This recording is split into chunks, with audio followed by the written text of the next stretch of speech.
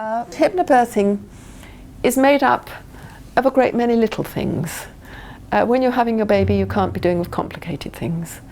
Put together, they make a very, very big difference. And the more of those little things you do, the better it is.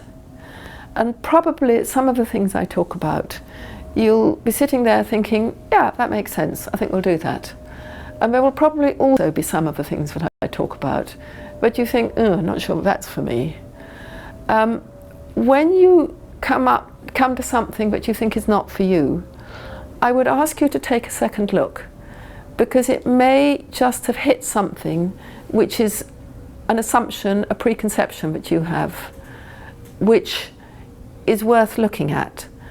Take a second look, do some research, and then you're coming to back to this point from a point of view of knowledge, not from a preconception. And then, when you look at it again, you might come to the same decision, and that's fine. Or you might come to a different decision, and that's fine. But you're making an informed choice then, not making an assumption. So if there is something that you think, I'm not sure about that, take a second look and reconsider. And whatever decision you come to will be right for you. Hypnobirthing also, it's a little bit like learning to play a musical instrument. I can tell you how to play the piano in 10 minutes. It doesn't mean you can do it. You can go to the classes every week and you will progress. But if you practice between the classes, you will progress even more. And the practice that you do at home is every bit as important as what we do here in class. A little bit while ago, I had two mothers in a class who had both having their second babies and had done hypnobirthing before. And one of them said, it didn't work terribly well for me and it was really pretty painful. Okay, I didn't have drugs, but I'd hoped it would be better.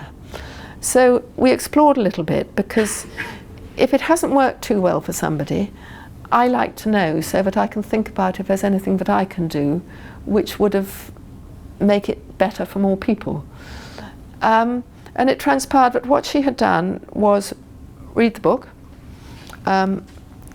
your Like for Workbook you've been given, read the book and got some CDs. They were CDs from a different company, but they're fine CDs, and for some people reading the book and listening to the CDs will be adequate. For many it won't be enough, and they do need to go to a course. Of course you never know till you've had your baby which category you come into.